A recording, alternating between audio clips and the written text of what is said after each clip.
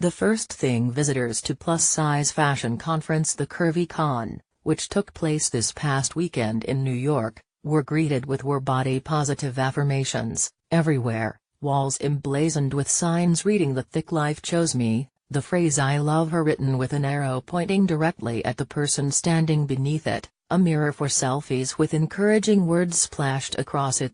Spread over 2 days and 2 floors of a warehouse-esque space turned fashion playground, the CurvyCon, which is now in its 3rd year, included a shoppable runway show, panel discussions with bloggers and entrepreneurs like Gabby Gregg of Gabby Fresh and Nicolette Mason, and a pop-up mall of sorts with items from brands such as Ashley Stewart and ModCloth. Say Alyssa and Chastity Garner, the conference's co-founders, essentially organized a one-stop shop for all the things that style lovers, love, that it catered to the plus-size market in particular. And during New York Fashion Week? It's hard not to hear a chorus in your head saying, "It's about damn time." As a plus-size woman, you go into the store and the plus-size section is in the corner, Alyssa told Glamour. "We had to be honest with ourselves that having a plus-size fashion event during a time when no one is talking about fashion is perpetuating that same dynamic, which is why we needed to align our event with Fashion Week. Sometimes you have to be the change that you want to see, and I want to see Fashion Week change," Garner added. Now, it's worth noting that, though it's scheduled at the same time, and same city, as NYFW, the CurvyCon isn't officially recognized on the calendars organized by the CFDA and IMG. Still, the event sold out its 500 tickets, which were priced between $125 and $500, and it had a wait list of people wanting to attend.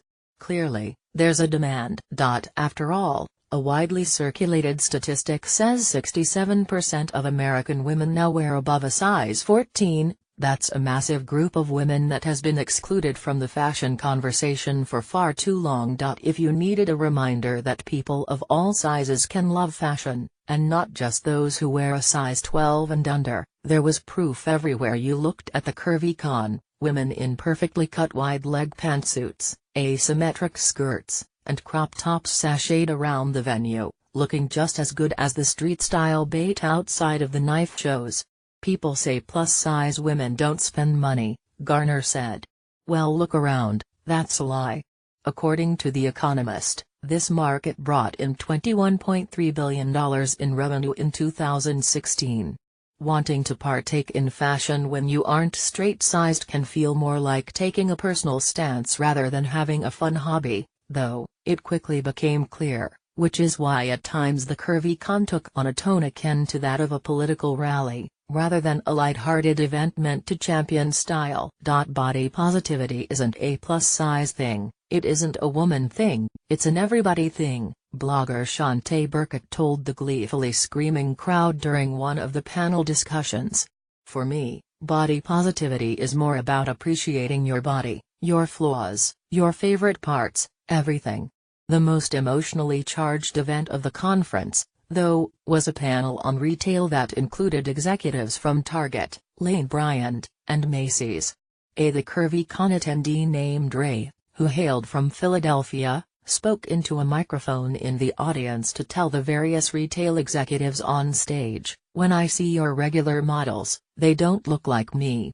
She took a deep breath before continuing, seemingly on the verge of tears, "I want to see the clothes I'm going to wear on people like me all the time."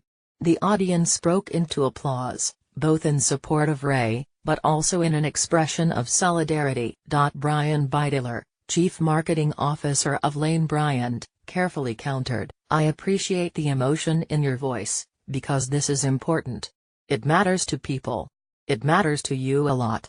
I see that, and we've got a lot of work to do there. To be sure, there's evidence, at NYFW and beyond, that work is finally being done. Christian Siriano, for instance, has made a point of showing a range of women in his runway shows, and his latest was no exception, so have up-and-coming labels like Curlmid, who consistently feature size diversity in their casting. Models like Ashley Graham, Candice Huffine, and Precious Lee have achieved A-list model status in the last year or so. Target recently introduced a summer campaign that featured people of all sizes with no retouching whatsoever, stretch marks on display in their bikinis. And that's just a small sampling of examples we've seen in the past few seasons. The women who descended on the CurvyCon this weekend ranged in age, from their teens to their 70s, in background, and in where they traveled from. For them, body inclusivity feels deeply personal, and true change can't come soon enough. It's still so super skinny on the run.